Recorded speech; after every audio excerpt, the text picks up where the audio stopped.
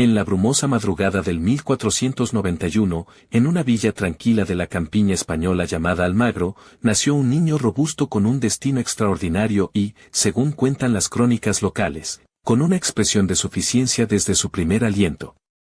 Este niño se llamó Enrique Tudoro, segundo hijo del pragmático y siempre cauteloso Enrique VIII de Castilla y su gentil esposa, Isabel de Aragón. Su matrimonio no era un romance apasionado, sino una alianza política calculada para poner fin a siglos de disputas dinásticas entre las casas de Castilla y Aragón. Nada dice amor verdadero como terminar guerras civiles con enlaces estratégicos, ¿verdad? Enrique no estaba destinado originalmente al trono. Esa posición estaba reservada para su hermano mayor, Arturo, cuyo nombre evocaba leyendas antiguas, como el rey Arturo de la tradición británica, porque los estrategas de la casa Tudoro entendían el poder de la marca mítica mucho antes que los ejecutivos de marketing modernos.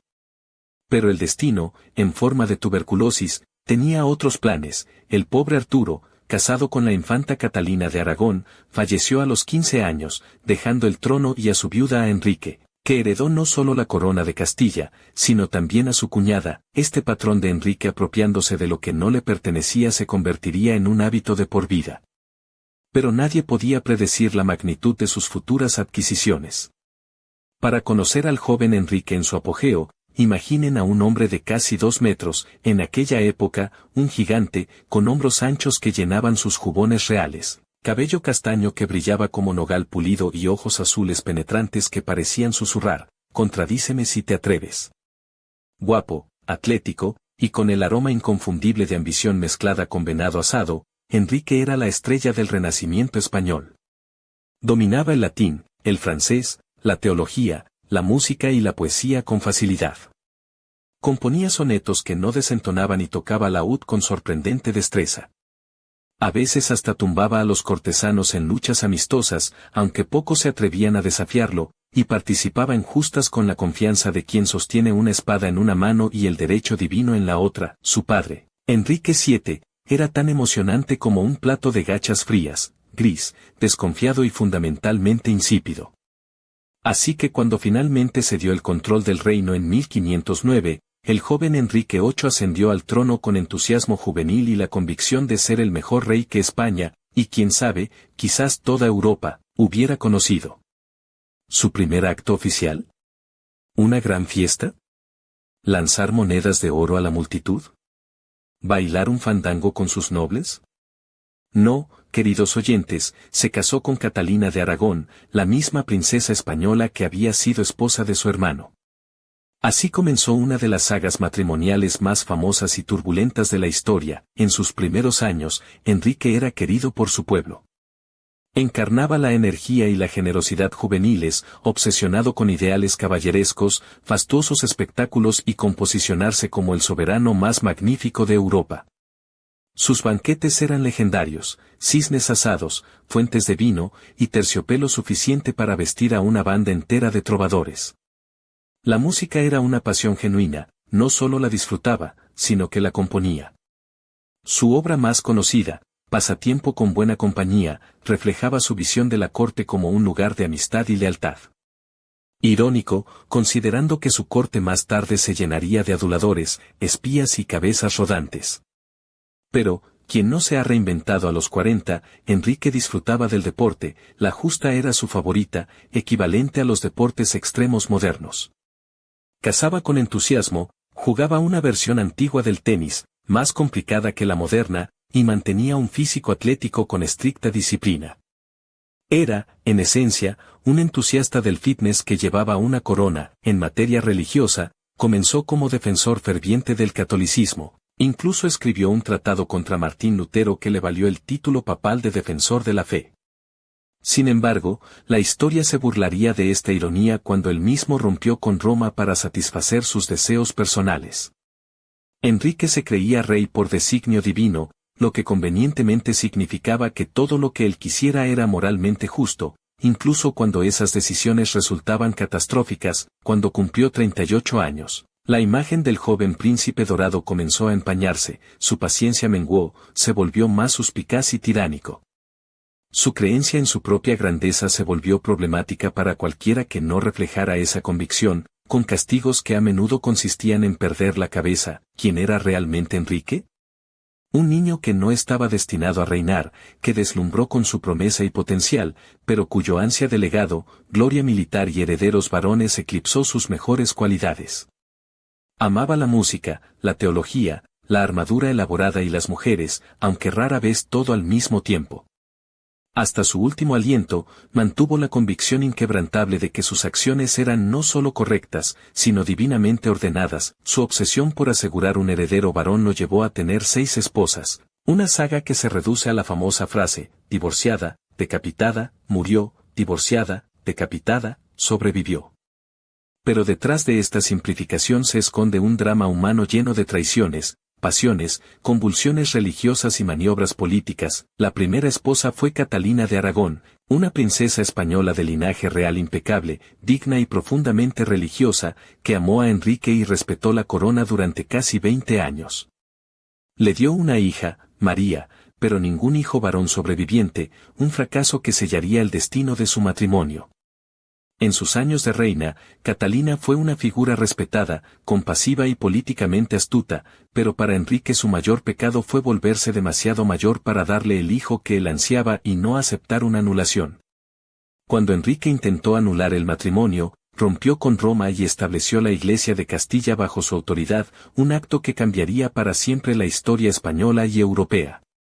Catalina resistió con dignidad hasta su muerte en 1536, sola pero espiritualmente invicta, con un corazón negro de pena. Algunos susurraban que envenenado. Aunque los historiadores modernos hablan de cáncer, así comenzó una historia que cambiaría no solo a España, sino a toda Europa. Pero la verdadera tormenta apenas estaba por desatarse, y mientras las sombras se ciernen sobre la corte de Enrique, un misterio se insinúa en el aire. ¿Qué secretos esconden las paredes de aquel palacio en Toledo donde Catalina murió? ¿Podría su muerte ser solo el principio de un juego mucho más oscuro? El destino de España, los reinos europeos y el legado de una dinastía están por ser sellados, pero la historia aún no ha dicho su última palabra. En la luminosa mañana de abril de 1507, en el pequeño y apacible pueblo de Chinchón, nacía Ana Bolena, una niña destinada a sacudir los cimientos de la corona española y a ser protagonista de una historia que aún hoy despierta curiosidad y controversia. Aunque los historiadores aún debaten la fecha exacta de su nacimiento, nadie cuestiona que Ana sería una mujer que cambiaría el curso de la historia no con la fuerza de las armas, sino con su inteligencia, encanto y una determinación férrea para ascender más allá del papel que la sociedad le había asignado. Ana no provenía de la realeza, ni siquiera de la alta nobleza. Su familia, los Bolena, eran nobles de segunda fila, siempre aspirando a más, orbitando alrededor de los verdaderos poderosos de Castilla. Su padre, Tomás Bolena, era un diplomático consumado, con una lengua afilada y ambición sin límites, que comprendía perfectamente que en la España de los Tudor el poder era una mercancía fluida que podía obtenerse mediante el servicio, la estrategia y, por supuesto, alianzas matrimoniales. Su madre, Isabel Howard, pertenecía a la poderosa familia Howard, una conexión que le aseguraba a Ana una entrada privilegiada a la corte. Desde niña, Ana fue educada con una intensidad poco común para una mujer de su clase y época. Mientras la mayoría de las jóvenes de la nobleza española se conformaban con aprender bordado, danza y música ligera, Ana estudió idiomas, latín, francés, italiano, filosofía, historia y teología. Su educación fue un torrente de estímulos intelectuales que la prepararon para el juego más peligroso de todos, la política de palacio. A los 15 años, Ana fue enviada a la corte de Margarita de Austria, gobernadora de los Países Bajos españoles, un centro cultural y político donde la diplomacia se mezclaba con las intrigas y el arte florecía en cada esquina. Allí aprendió no solo a hablar con elegancia y a bailar con gracia, sino también a leer las intenciones ocultas detrás de las sonrisas y a medir cada palabra con la precisión de un cirujano. Su siguiente destino fue la corte francesa, donde sirvió a la reina Claudia, esposa del rey Francisco y, en el palacio de Fontainebleau, Ana se empapó del Renacimiento en su máxima expresión, moda, literatura, música y una libertad intelectual que en España era un lujo reservado solo a unos pocos. Su presencia era magnética, con una piel oliva que contrastaba con sus ojos oscuros y expresivos. Una melena castaña que caía en ondas suaves y un cuello largo y elegante que realzaba con finos collares y cintas de terciopelo. No era la belleza pálida y rubia que la corte española idealizaba, sino una mujer cuya presencia imponía respeto y despertaba deseo, pero lo que realmente la distinguía era su inteligencia y un carisma irresistible. Podía debatir teología con los monjes más severos, intercambiar versos con poetas y manejar el arte sutil de la seducción sin perder nunca el control. Cuando regresó a Castilla en 1522, Ana no era la misma chica que se había marchado. Había aprendido a usar su encanto como una arma y su talento como escudo, en la corte de Enrique VIII, que ya había cumplido sus 30 años y empezaba a mostrar signos de impaciencia y descontento. Ana fue una bocanada de aire fresco. El rey, frustrado por su matrimonio con Catalina de Aragón, que solo había producido una hija y ningún heredero varón, se encontró fascinado por la joven Bolena. Pero a diferencia de sus anteriores conquistas, Ana no se dejó llevar por los caprichos del monarca ni se conformó con ser una mera amante. Ella quería la corona. Cuando Enrique comenzó a cortejarla, Ana mantuvo una postura insólita para la época, le dijo que no. No se entregaría sin un compromiso formal, sin matrimonio y sin el título que merecía.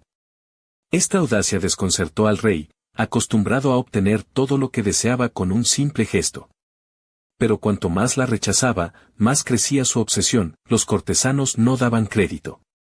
¿Quién es esta joven que osa desafiar al rey?, murmuraban en los corredores del Alcázar. Algunos apostaban a que Enrique se cansaría pronto, otros temían las consecuencias de un amor que podría desestabilizar la corona. Pero Ana jugaba con maestría, mezclando la independencia con la coquetería, el ingenio con la prudencia. Su famosa risa resonaba en los salones, una mezcla de desafío y promesa, mientras sus ojos oscuros lanzaban destellos de fuego contenido. El rey, desesperado por un heredero varón, inició un proceso que cambiaría la historia de España para siempre. Solicitó al Papa la anulación de su matrimonio con Catalina, un movimiento que enfureció a la corte y al emperador Carlos V, sobrino de Catalina y una de las figuras más poderosas de Europa. El conflicto con Roma se alargó durante años, mientras Ana consolidaba su posición, ganándose aliados y enemigos en igual medida. En enero de 1533, en una ceremonia secreta en el Palacio Real de Madrid, Ana y Enrique contrajeron matrimonio. Para entonces, Ana ya estaba embarazada, lo que aumentó la urgencia de que su unión fuera reconocida oficialmente. En junio de ese año, fue coronada reina en una fastuosa ceremonia en la Catedral de Toledo, con la ciudad engalanada con banderolas y tapices, y las calles llenas de gente esperando ver a la nueva soberana. A pesar de la pompa, la recepción pública fue fría. Muchos seguían leales a Catalina y veían a Ana como una intrusa. La nobleza, dividida entre quienes apoyaban al rey y quienes defendían la legitimidad de Catalina, susurraba en los pasillos: ¿podrá esta mujer sostenerse en un trono que ha sido arrancado con tanta violencia? Meses después, Ana dio a luz a una hija, Isabel, una niña vivaz y con un brillo en los ojos que recordaba mucho a su madre. Enrique, sin embargo, no ocultaba su decepción. «Otra hija», exclamaba entre dientes. Pero Ana, lejos de amilanarse, vio en Isabel la promesa de un futuro glorioso. Sin embargo, la vida en la corte era un campo minado. La fama de Ana de ser una mujer fuerte y políticamente activa le ganó enemigos poderosos. Algunos la acusaban de herejía por su simpatía hacia las ideas reformistas que comenzaban a filtrarse en Castilla. Además, sus constantes intervenciones en asuntos de Estado y su abierta influencia sobre Enrique despertaron recelos. Las intrigas crecieron, y un día de mayo de 1536, Ana fue arrestada con cargos de adulterio, traición e incluso incesto, acusaciones que hoy se consideran fabricadas para justificar su caída. El juicio fue un espectáculo macabro, donde la verdad se perdió entre mentiras y conspiraciones. Ana, con una dignidad que asombró a todos, defendió su honor hasta el final. Dicen que en su último discurso, antes de subir al cadalso construido en la Plaza Mayor de Madrid, elogió al rey como su señor y soberano y pidió a su pueblo que rezara por él. Luego, con calma, repitió: «En manos de Cristo encomiendo mi alma». Antes de que la espada separase su cabeza del cuerpo en una sola estocada, tenía alrededor de 35 años. Su reinado había durado menos de 3 años, pero su influencia cambiaría para siempre la historia de España. Su hija Isabel, aunque entonces apenas una niña, crecería para convertirse en una de las monarcas más grandes que la península hubiera conocido. Mientras el eco de la caída de Ana resonaba en los muros del palacio, una pregunta sin respuesta se colaba en el aire nocturno: ¿quién fue realmente Ana Bolena? ¿Una ambiciosa manipuladora o una visionaria atrapada en un juego de poder demasiado grande para ella? Y, más inquietante aún, ¿qué secretos había dejado Ana tras de sí en sus aposentos, secretos que podrían desvelar la verdadera historia de la corona española? El telón se cierra momentáneamente, pero el drama apenas comienza. La corte de Enrique VIII, con sus intrigas, pasiones y traiciones, todavía tiene muchas páginas por escribir. Y en las sombras, una nueva figura se prepara para entrar en escena, dispuesta a cambiar el destino del reino para siempre.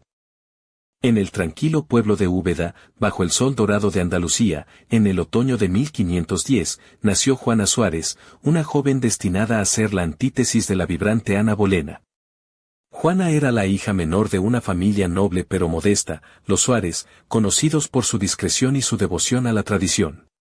Su mundo era uno de serenidad y orden, muy distinto al torbellino de intrigas que había arrastrado a Ana a la muerte. Desde pequeña, Juana mostró un carácter apacible y una voz suave que contrastaba con la intensidad de sus hermanas mayores.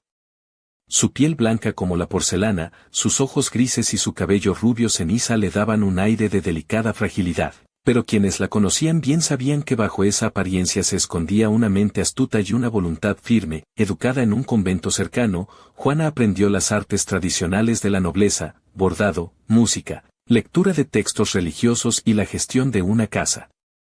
Pero también cultivó un don para la paciencia y la diplomacia, habilidades que pronto mostraría en la turbulenta vida de la corte. Cuando Enrique VIII, tras la ejecución de Ana Bolena, quedó viudo por segunda vez, su búsqueda de estabilidad le llevó a fijar su mirada en Juana.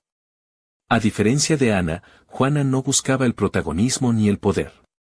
Su ambición era sencilla: sobrevivir y mantener la paz en un reino convulso. La boda entre Enrique y Juana se celebró en secreto en el Palacio de Sevilla en 1536. Juana llegó vestida con un sencillo vestido de brocado azul celeste, adornado con hilos de plata y perlas que reflejaban la luz como diminutas estrellas. Sus zapatos de terciopelo combinaban con un delicado encaje que asomaba en sus muñecas, y un collar de oro con un medallón de zafiro descansaba en su cuello, símbolo de su compromiso con la corona y su fe inquebrantable. Juana no fue una reina que buscó el brillo de las grandes fiestas o la pompa de los banquetes fastuosos. Su reinado fue un susurro en medio del ruido: calmó las aguas turbulentas del palacio con su presencia serena y su capacidad para escuchar. Era una maestra en el arte de la conciliación, capaz de mediar entre facciones rivales con una sonrisa amable y palabras medidas. Su relación con Enrique fue compleja. El rey, ya con más de 40 años, había perdido gran parte de su vigor juvenil y luchaba con una salud deteriorada, marcada por una úlcera en la pierna que lo hacía difícil de mover y de mal humor. Juana, con su paciencia infinita, se convirtió en su enfermera y compañera, cuidando de sus heridas físicas y de sus crisis emocionales. A pesar de su naturaleza reservada, Juana tenía un lado seductor que emergía en momentos íntimos. Su voz suave podía tornarse en una melodía hipnótica, y su piel, al contacto con las finas telas de sus vestidos de seda, sugería una sensualidad contenida, un secreto que solo Enrique tenía el privilegio de descubrir. Sus movimientos eran gráciles, cada paso medido, como una danza que equilibraba la delicadeza con la determinación, pero la corte no siempre apreció la humildad de Juana. Algunos nobles la consideraban demasiado débil para ser reina, otros la veían como una sombra opaca de las pasiones y escándalos que habían marcado los reinados anteriores. Sin embargo, Juana demostró que el poder también puede ejercerse en silencio y con sabiduría. Durante su reinado, Juana tuvo que enfrentarse a desafíos inesperados. Los enemigos de Enrique, deseosos de debilitar al rey, comenzaron a difundir rumores sobre la influencia de la reina, acusándola de manipulación y de conspirar en la sombra. Juana respondió con discreción, fortaleciendo alianzas a través de cartas bien escritas y gestos de cortesía que desarmaban a sus adversarios. El momento más crítico llegó cuando Juana dio a luz a su único hijo varón, don Felipe, en el invierno de 1537. La noticia fue recibida con alegría en todo el reino. Por fin, Enrique tenía un heredero legítimo. Los festejos se prolongaron durante semanas, y las calles de Granada se llenaron de música, flores y luces. Sin embargo, la felicidad fue efímera. Juana sufrió complicaciones tras el parto y falleció apenas 2 semanas después, dejando a Enrique viudo y al reino en un estado de incertidumbre. Su muerte fue un golpe devastador para el rey, quien la lloró con una sinceridad que pocos esperaban. Ordenó ser enterrada en la Capilla Real de Granada, a su lado, y prometió que su memoria sería honrada para siempre. La desaparición de Juana dejó un vacío de poder que pronto sería llenado por nuevas intrigas y ambiciones. Pero su legado perduró en la figura de su hijo, don Felipe, cuya educación y destino serían objeto de las más altas expectativas. En el silencio de la noche, mientras las velas parpadeaban en el templo donde reposaba Juana, un susurro recorría los pasillos del palacio. ¿Qué secretos ocultaba la reina que murió demasiado pronto? Y quien realmente mueve los hilos detrás del trono. La historia aún no ha revelado todas sus cartas, y en las sombras, nuevas figuras se preparan para jugar la partida que decidirá el futuro de Castilla y de toda Europa. La corte española, con sus pasiones desbordadas y sus ambiciones desmedidas, se adentra en un capítulo aún más oscuro y fascinante. El juego apenas comienza. En la fría mañana del 6 de enero de 1539, llegó a la península ibérica una mujer que parecía salida de un lienzo renacentista, cuyo destino entrelazaría su vida con la del rey Enrique VIII y marcaría un capítulo inesperado en la historia de la corona española. Ana de Cleves, hija del duque Juan III de Cleves, provenía de un ducado modesto en la región que hoy conocemos como Alemania, pero que entonces era un mosaico de principados y territorios en constante cambio. Su educación había sido austera, centrada en la modestia y la virtud, muy alejada de los fastos y las intrigas cortesanas. Ana llegó a España vestida con un sobrio vestido de terciopelo verde oscuro, adornado con modestos bordados de hilo dorado que resaltaban la sencillez de su porte. Sus cabellos rubios, recogidos en un peinado sencillo, enmarcaban un rostro pálido y sereno, de ojos azules claros que reflejaban una mezcla de inocencia y determinación. Sus manos, siempre cubiertas por guantes de fino cuero, delataban la rigidez de una educación estricta y una vida acostumbrada a la disciplina. El rey Enrique VIII, ya cansado por años de matrimonios tormentosos y conflictos internos, recibió a Ana con una mezcla de esperanza y desilusión. Había visto su retrato, pintado por el artista Hans Holbein, y se había sentido cautivado por la imagen de una joven serena y elegante. Pero la realidad fue otra. Al encontrarse con Ana en persona, Enrique se sintió decepcionado. La joven no cumplía con sus expectativas de belleza ni carisma. Algunos cortesanos bromeaban diciendo que parecía más una monja que una reina, y que su semblante recordaba al de una ternera perdida en un mercado. La boda se celebró rápidamente, más por conveniencia política que por amor. Ana y Enrique se unieron en una ceremonia sencilla en el Alcázar de Madrid, pero el matrimonio nunca se consumó. Enrique, con la impaciencia de un niño al que le quitan su juguete favorito, evitaba a su esposa y se mostraba distante y hosco. Ana, por su parte, mantenía una actitud digna y resignada, consciente de que su posición era precaria y que debía navegar con cautela en un mar de desconfianzas. A pesar de la frialdad de su relación, Ana demostró una inteligencia práctica y una habilidad para adaptarse a las circunstancias que sorprendieron a muchos. En lugar de luchar por un trono que no le daba alegrías, aceptó con gracia el destino que le había tocado y negoció una separación amistosa que le garantizaba una generosa pensión, propiedades y el título honorífico de hermana del rey. Lejos de la corte, Ana vivió sus días en palacios y villas, donde cultivó jardines y patrocinó obras de caridad. Con un humor discreto, solía decir a sus invitados: «No soy la reina que soñaron, pero soy la más libre de todas». Su vida posterior fue tranquila, sin escándalos ni tragedias, un oasis de paz en medio de la tormenta que sacudía el reino. Sin embargo, en los pasillos del poder, la sombra de Ana seguía proyectándose. Su separación con Enrique dejó una marca indeleble en la política del reino y en la percepción pública del monarca. Algunos cortesanos la veneraban como una mujer sabia que había sabido escapar de la vorágine, mientras que otros la veían como un recordatorio constante de las decisiones erráticas del rey. En una fría noche de invierno, mientras las estrellas titilaban sobre el palacio real, un mensajero llegó con noticias inquietantes. Cartas secretas habían sido interceptadas. sugiriendo que Ana poseía información comprometedora sobre ciertas figuras influyentes en la corte. ¿Serían verdaderas las sospechas? ¿O simplemente una treta para desacreditarla aún más? Así, la historia de Ana de Cleves nos invita a reflexionar sobre el poder de la voluntad y la capacidad de sobrevivir en un mundo donde las apariencias son engañosas y la verdadera fuerza reside en la adaptación y la discreción. Pero mientras Ana vivía sus días alejados del trono, en las oscuras cámaras de palacio se tejían nuevas intrigas, y un nombre resonaba con creciente intensidad: Catalina de Guzmán, una joven de apenas 18 años. Cuya belleza y energía prometían encender la llama de la pasión y el desastre en la corte de Enrique VIII. El escenario estaba listo para otro episodio dramático, donde juventud y experiencia, deseo y poder, se enfrentarían en un juego mortal cuyo final nadie podía predecir. En la vibrante ciudad de Córdoba, bajo el sol ardiente de la primavera de 1523, nació Catalina de Guzmán, una joven cuyo destino la llevaría a bailar en la cuerda floja del poder y la fatalidad en la corte de Enrique VIII. Proveniente de una familia noble pero con fama de algo desordenada y escandalosa, los Guzmán eran conocidos por su espíritu libre y su tendencia a desafiar las normas establecidas, lo que en la rígida Castilla era, cuanto menos, peligroso. Desde niña, Catalina destacó por su belleza arrebatadora y su sonrisa franca que iluminaba incluso los rincones más oscuros del palacio. Su cabello castaño oscuro caía en cascadas sobre sus hombros, enmarcando un rostro de facciones delicadas pero con ojos verdes llenos de fuego y misterio. Su figura esbelta se movía con la gracia de una bailarina, y sus vestidos, siempre elegantes pero sin exageraciones, dejaban entrever una sensualidad natural que no necesitaba artificios. Pero Catalina no era solo una flor hermosa destinada a marchitarse en la sombra de otros.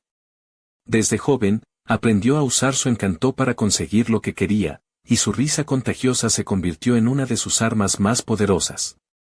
En la corte, su presencia era como un rayo de sol que despertaba suspiros y envidias por igual. Se decía que incluso el mismísimo rey Enrique, ya en sus 50 años y marcado por el tiempo y la enfermedad, encontraba en ella un soplo de juventud que le hacía olvidar, aunque fuera por momentos, sus dolores y frustraciones. Sin embargo, el precio de su ascenso fue alto. Catalina, prima de la legendaria Ana Bolena, conocía bien las historias que la rodeaban y sabía que la corte era un escenario donde la belleza podía ser tanto un don como una sentencia de muerte. Su pasado, marcado por romances y escarceos, no tardó en salir a la luz, y algunos enemigos comenzaron a tejer una red de intrigas que amenazaba con atraparla. Su relación con Enrique fue intensa pero turbulenta. Él, fascinado por su juventud y vivacidad, la colmaba de atenciones y regalos, mientras que ella, aunque genuinamente afectuosa, jugaba con la línea fina entre la sinceridad y la supervivencia. Las fiestas en el Palacio Real se llenaron de risas, bailes y miradas cómplices, pero también de cuchicheos y sospechas que crecían como sombra al caer la noche. La gota que colmó el vaso llegó cuando comenzaron a circular rumores sobre los encuentros secretos de Catalina con varios cortesanos, y se mencionó incluso un misterioso caballero de ojos oscuros cuya identidad nunca fue confirmada. El rey, a pesar de su temperamento voluble y sus dolores constantes, reaccionó con una mezcla de tristeza y furia. Se dice que lloró desconsoladamente antes de firmar la orden que sellaría el destino de su joven esposa. En una fría mañana de febrero de 1542, Catalina fue confinada en un convento alejado de la capital, donde pasó sus últimos días en una mezcla de arrepentimiento, miedo y resignación. Su ejecución fue rápida, pero el eco de su historia perduró como una advertencia para todas las mujeres que osaban desafiar el orden establecido. Vestida con un sencillo vestido negro de terciopelo y un velo que apenas cubría su melena rebelde, Catalina subió al cadalso con la dignidad que solo las verdaderas reinas poseen. Antes de que la hoja cayó, susurró una última plegaria y una sonrisa triste que desarmó incluso al verdugo. Mientras su cuerpo yacía en silencio, en la corte comenzaba a brillar otra estrella, una mujer que, con inteligencia y determinación, cambiaría para siempre el destino de España y de su rey. Catalina Parr, la sexta y última esposa de Enrique VIII, pero en la penumbra, un secreto se mantenía oculto, un misterio que podría desvelar las verdaderas causas detrás de las tragedias que habían sacudido la corte. ¿Quién manipulaba las sombras? ¿Qué verdad se escondía tras las sonrisas y las lágrimas? La respuesta estaba por llegar, y con ella, un giro inesperado en la saga de Enrique VIII y sus 6 esposas. El telón se cierra por ahora, pero la historia continúa, y la intriga apenas comienza.